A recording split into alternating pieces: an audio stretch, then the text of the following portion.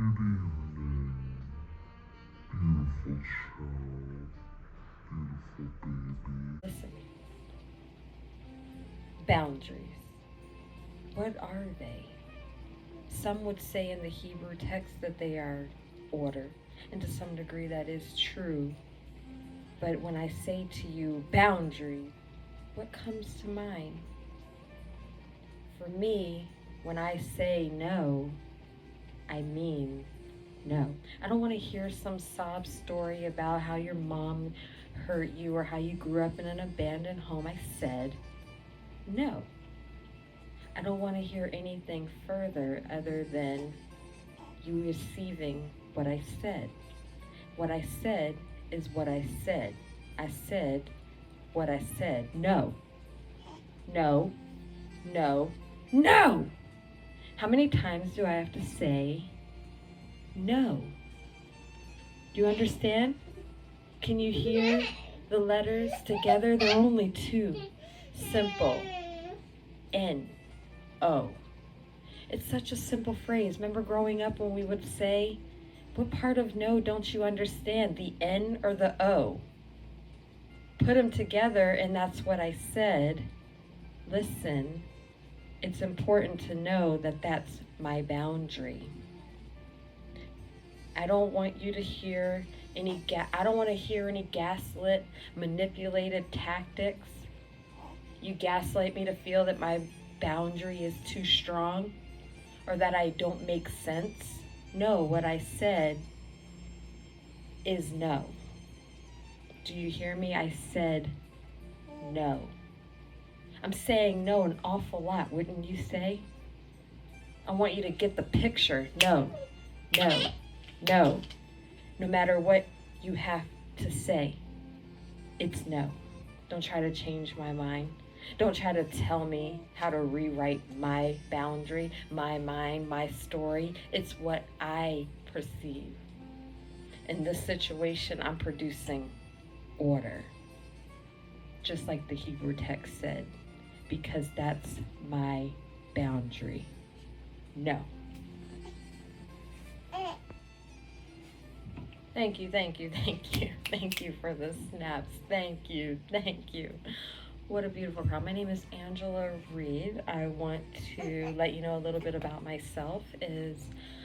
I am a student right now, a Master's of Divinity. It's tough. I am a mother of two. I served as a missionary for 2 years in Tacoma, Washington. I started there, I would say I was Baptist because that is how I grew up. And then I had an experience with the Methodist Church that completely changed my life. And actually I walked away from that event a Methodist. So it really changed my life for me to change denominations because I really grew up thinking the Baptist was all you can be.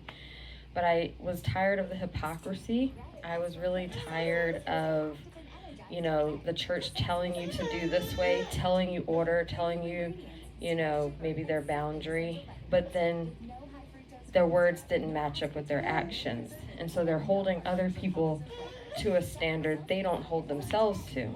And that really made me start to question if there was even God. Until I came into the Methodist Church, even as a missionary questioning my own faith, we couldn't talk, as a Baptist, you can't really talk about injustice or racism. You just have to pray and give that to God. But in the Methodist Church, we had ways that God was telling us, an actual proof, Bible verses telling us how God calls us to love justice and to walk humbly with Him. So we can love justice and we can walk with God at the same time. And, justice for everyone is going to look different. And it was really warm to hear that from the Methodist Church, especially since I have a burden for racism. I wish it would die, but it takes time. And so ever since then, I've been sharing my call story about how I see God through the midst of the pain, through the midst of the heartache, how God stretches your faith through the hard times, and then how you can prosper in return. Like the suffering is a part of growth. The suffering is a part of your testimony. There is no testimony without the suffering.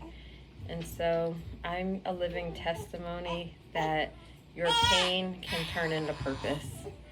And I write that through poetry. I have my poetry book here, my poetic testimony, where I just write it's about all the poems I wrote during my time in mission.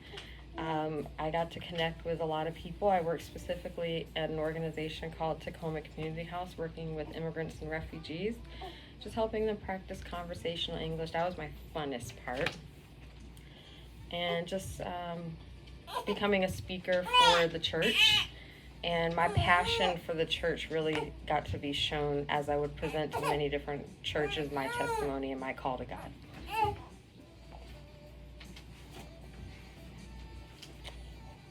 This is my sweet baby. She is 2 months. Her big sister is looking like my big supporter over there, who is almost 2. She'll be 2 next month. But why I'm really here sharing my story on boundaries and my testimony is I have a recent testimony that she is a big part of. If you give me a minute, we can share our testimony. I ended a very toxic and abusive relationship early this year, in 2022. And since then, I had to leave in the middle of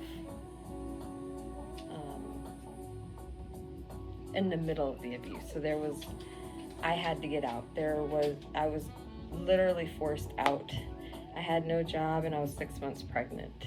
And I'm a worker, so I immediately started to go to job interviews so that I can get a job, so that I can start providing for. I had to take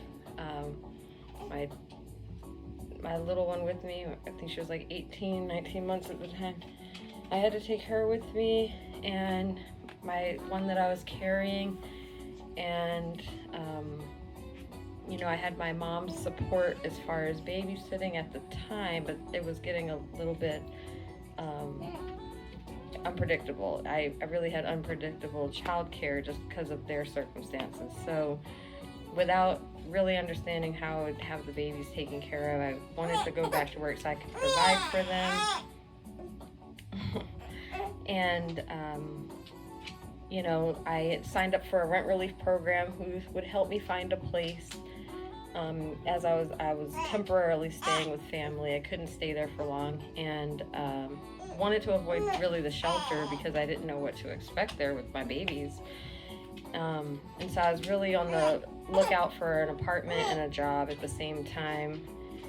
And I ended up going on a few interviews, getting turned down. I have a really great resume, a really full resume, and I just couldn't get anyone to call me back. And so I also couldn't get an apartment, so I ended up having to move into a hotel. So we stayed in a hotel for